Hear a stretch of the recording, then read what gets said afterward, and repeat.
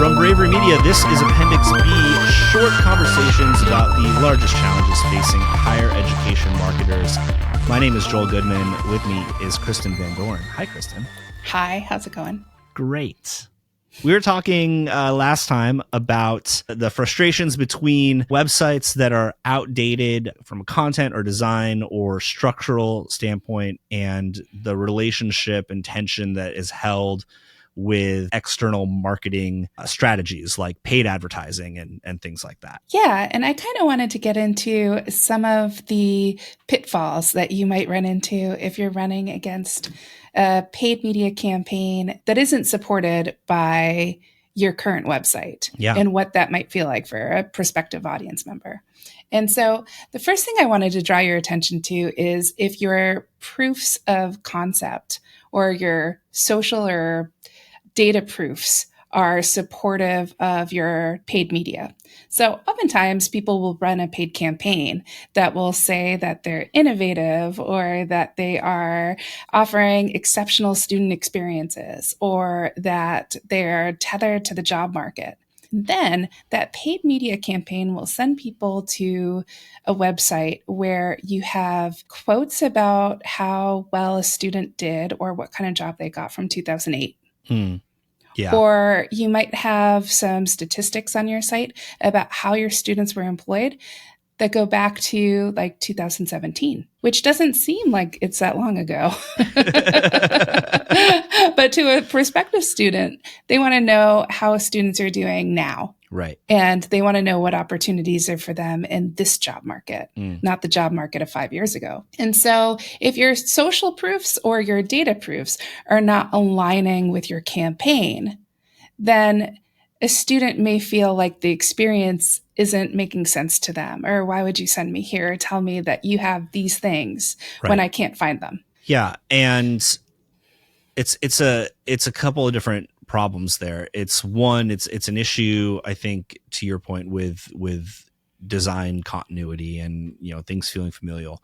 But then there's this larger kind of infrastructural UX problem.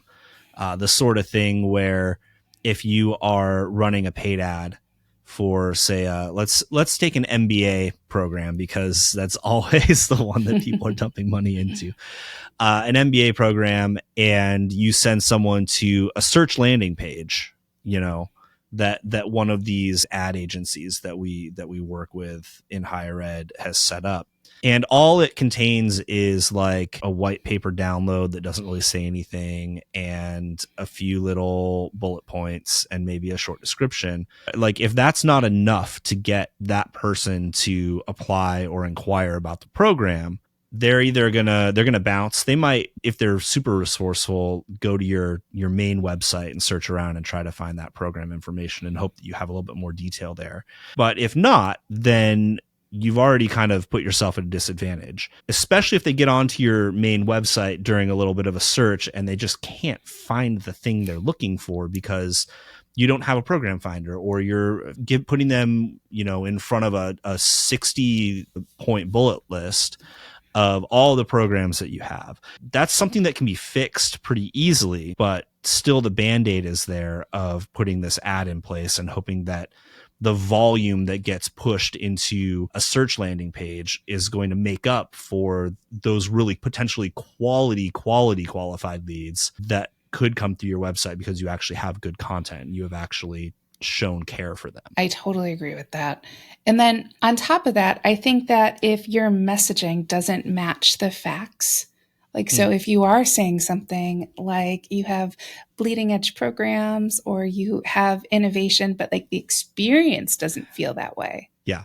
Then you're running aground of a major branding problem that you've caused by putting out information that doesn't match the experience. Yeah, I mean, I think about technical schools. I think about institutions trying to like break into the new burgeoning markets of AI and everything else, and trying to train up the next tech leaders, and then have websites that are clunky and old and have poor UX because of all the voices that are there, maybe because it's outdated, maybe, you know. But what that does is just it communicates two opposing messages. It's one like, hey, cool, here's the ad. And then like, yeah, but can you trust us? Like, because what we're showing you doesn't match up to what we're saying we're going to provide. And I think part of the problem is that in institutions, because universities are a lot of different programs by a lot of different people, part of it gets lost because of other internal priorities.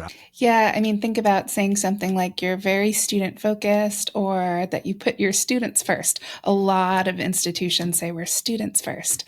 And then you arrive at a website and you find links for alumni and Right. links for employers and links for parents. And it's like, oh, wait a second. Where do I come in into this story? Like, where is the information that's specific for me?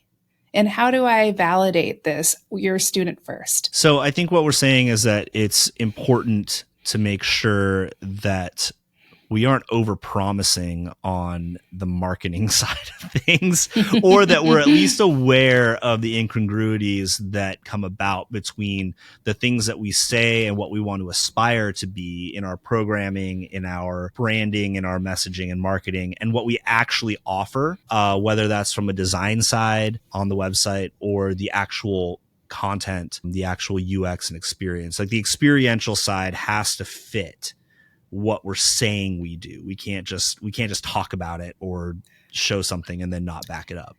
Yeah, I mean, if you think about how this leaches out into conversations of diversity, equity, and inclusion too.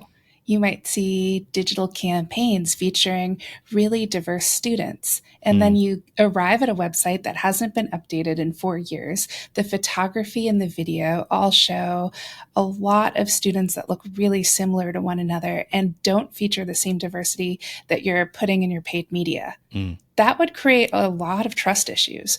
Or the other thing that I think about is how often in website refreshes, we'll redesign the homepage and we'll redesign like 3 or 4 pages down. But then as you get into either college pages or program pages, all of a sudden the design completely reverts to what you had 6 years ago or 7 years ago.